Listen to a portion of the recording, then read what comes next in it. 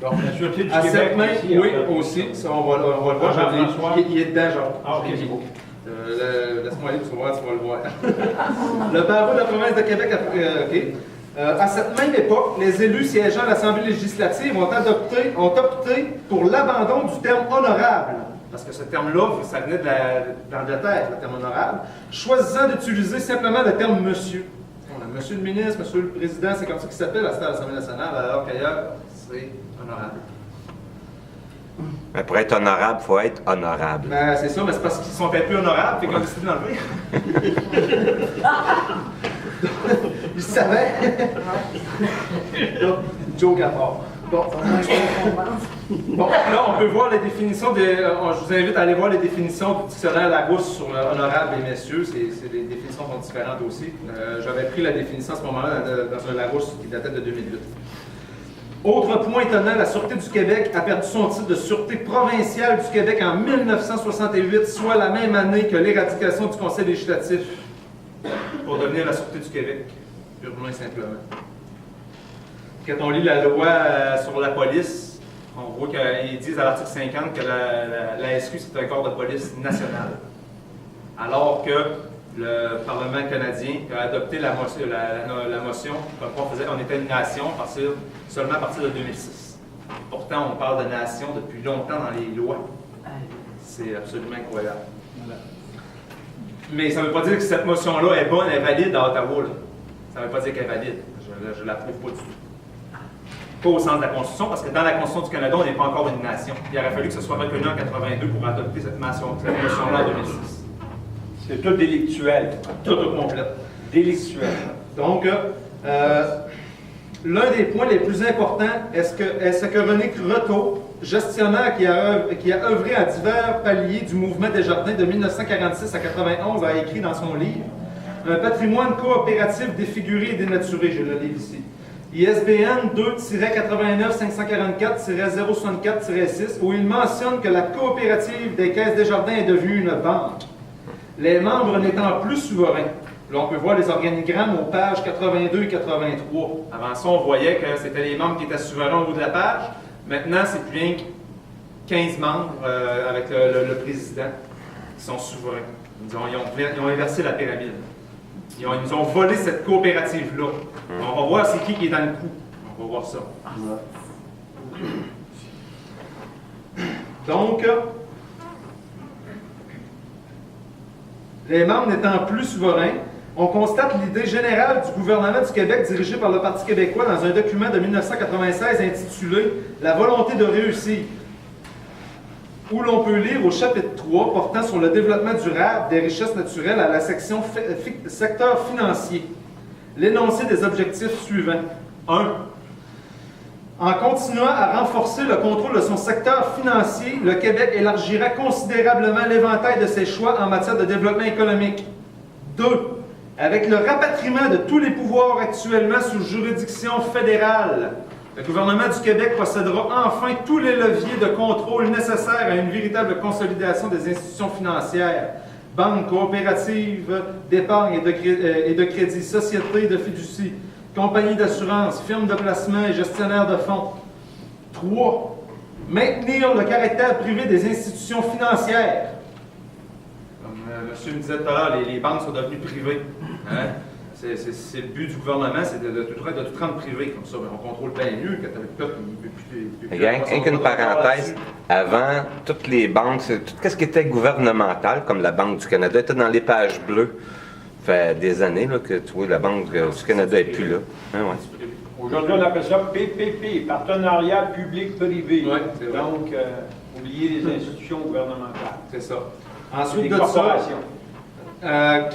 Mettre tout en œuvre pour favoriser la confiance du public en ces institutions en appliquant à toutes les institutions sous son contrôle les normes internationales, la structure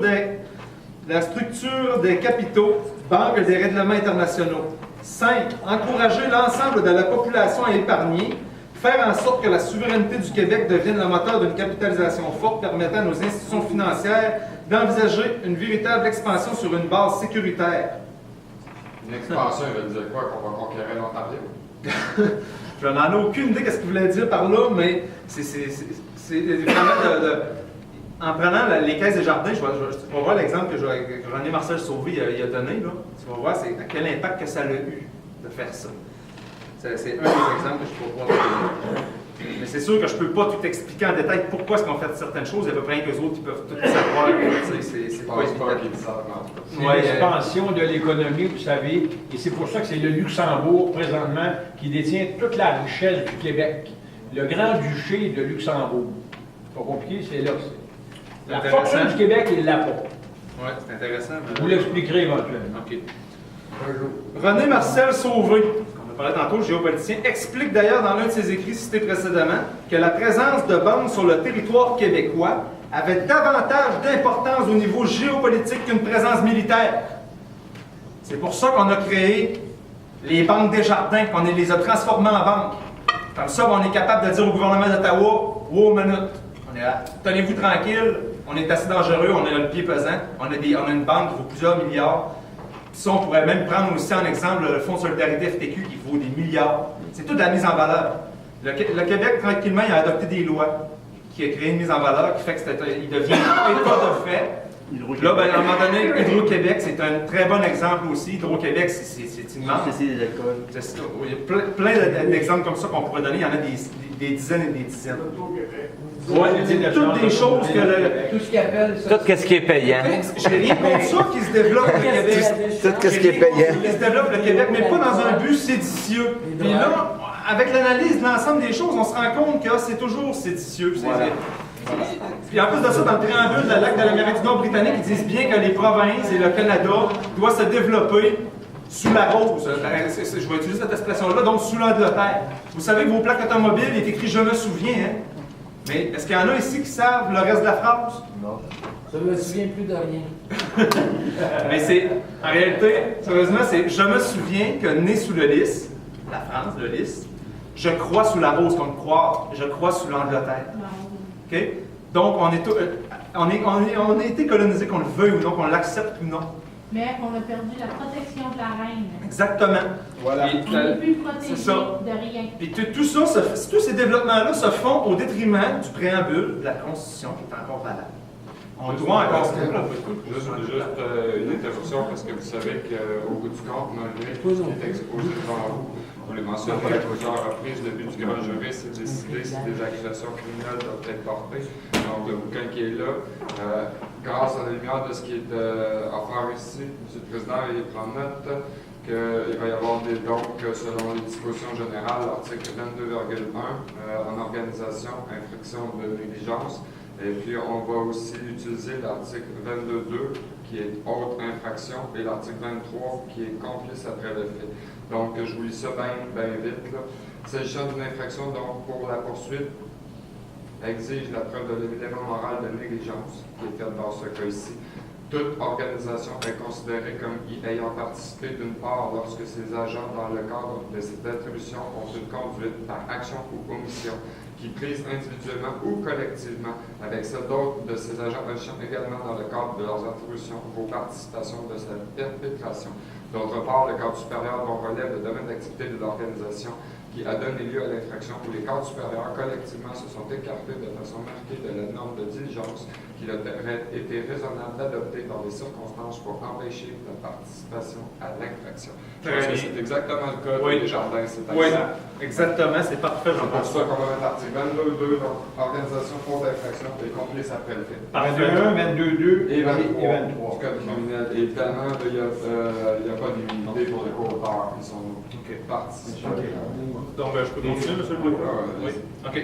Et c'est le 16 juin 2000 que l'Assemblée nationale adoptait le projet de loi 126. On se souvient que l'Assemblée nationale est régulièrement constituée, etc. Ne peut pas adopter des choses comme ça. Elle est illégale encore aujourd'hui en 2015. Le projet de loi 126 qui rendait possible toutes les modifications de la vraie nature des coopératives Desjardins, voir les pages 138, 139, 140, 141 et 142 du livre de René Croteau. Le tout s'étant accompli avec la complicité de Maître Claude Belland, membre du Barreau du Québec et président du mouvement Desjardins de 1987 à l'an 2000. Encore un membre du Barreau du Québec. Toutes des traites, ces gens-là. Il y a un livre dans lequel il a dit que nous étions des humains animalisés. Aussi, pour Claude Bennett, c'est vrai. Il nous a traités Comme des d'animaux. animaux. de ses Il écrits. n'est pas ça. Oh, oui, c'est bon ça. Le Québec.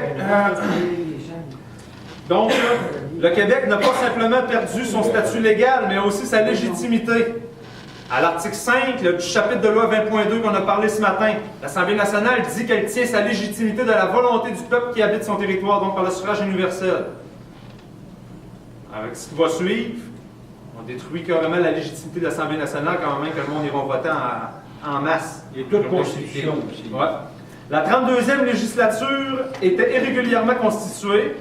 En effet, la loi sur l'Assemblée nationale a été adoptée principalement parce que la loi sur la législature de la province de Québec de l'époque prévoyait une Assemblée nationale à 110 députés, alors que l'élection provinciale de 1981 avait été faite dans 122 circonscriptions et avait donc envoyé 122 élus dans une entité qui ne pouvait en contenir que 110, ce qui rendait cette Assemblée illégale et qui ne fut jamais dévoilée au grand public.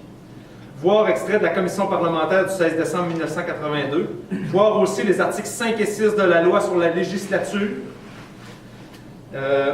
La législature, compris à l'article 1 de la loi concernant le conseil législatif, ne pouvait évidemment pas se corriger elle-même. C'est quelqu'un qui est illégal, il ne peut pas corriger sa déficience législative lui-même. Il faut qu'il le fasse faire par quelqu'un d'autre. Autrement dit, il faut qu'il y ait une tutelle ou quoi que ce soit. Il aurait fallu qu'Ottawa corrige la situation ou quoi que ce soit. C'est comme ça que ça arrête de fonctionner, mais les autres sites, hey, le sursaut de nationalisme, on n'est pas colonisé, Trois-Rivières vous l'admettre, donc on fait fi de tout ça, on se corrige nous autres mêmes.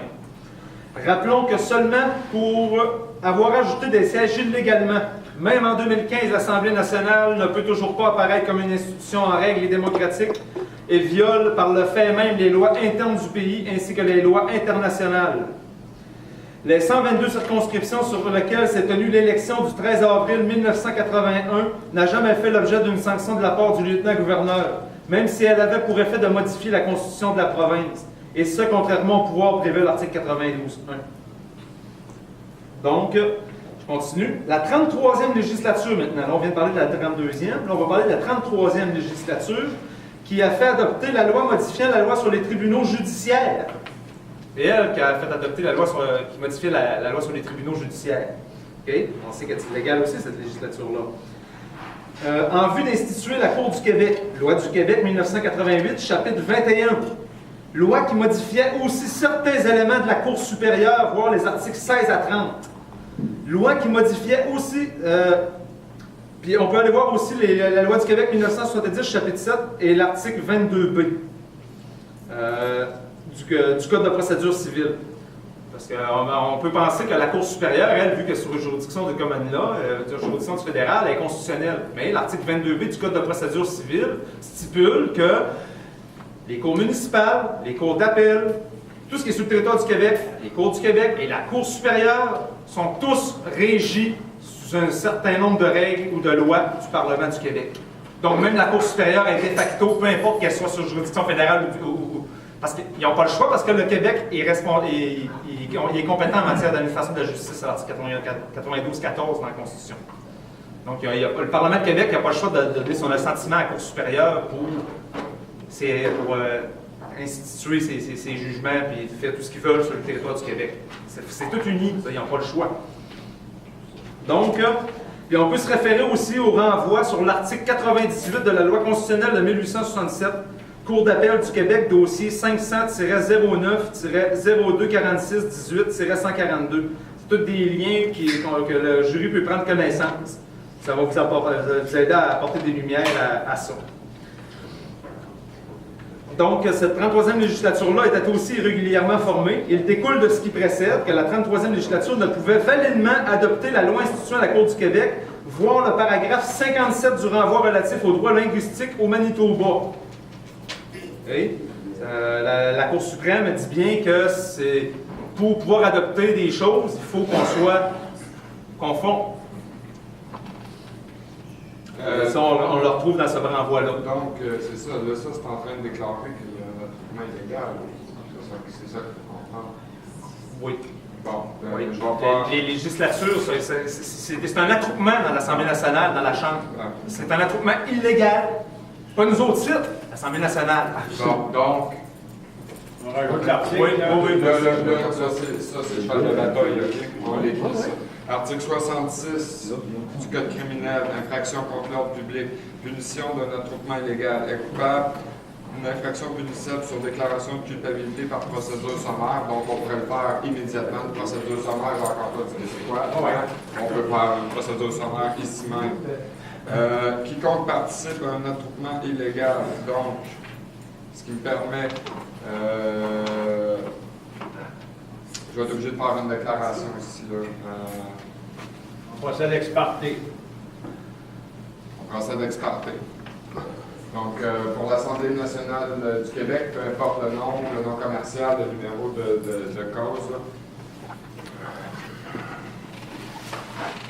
Sa Majesté la Reine enjoint et commande à tous ceux qui sont réunis à l'Assemblée nationale de se disperser immédiatement et de retourner paisiblement à leur demeure ou à leur occupation légitime sous peine d'être coupables d'une infraction pour laquelle, sur déclaration de culpabilité, ils peuvent être condamnés à l'emprisonnement à perpétuité. Dieu sauve la Reine!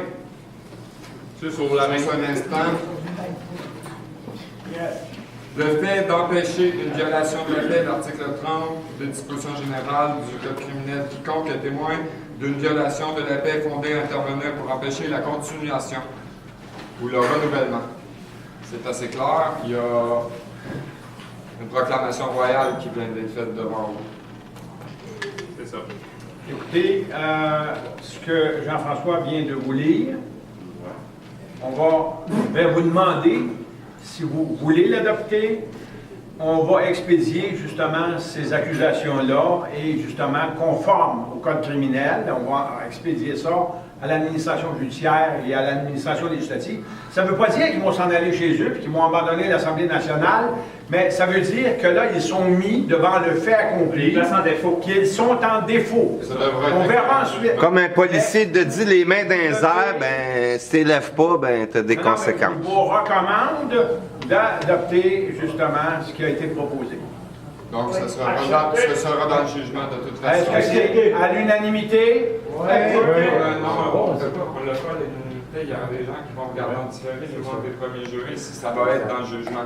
Tout ce qu'on dit ici va être dans le jugement. Quand vous aurez entériné le jugement, ça va être De toute façon, on est ici. Mais ceux qui sont là, de quoi, c'est donc l'Assemblée ici, de toute façon, c'est ça, l'Assemblée ici, de toute façon, est en mesure, que vous soyez premier jury choisi ou pas, vous êtes tous doués de pouvoir d'autogouvernement. Vous êtes ici librement et volontairement. Est-ce que quelqu'un qui est ici sous menace et contrainte?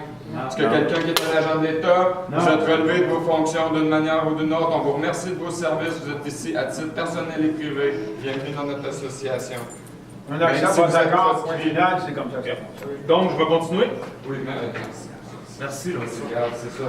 C'est parfait. Non, c'est correct. C'est parfait. Donc, le paragraphe 57.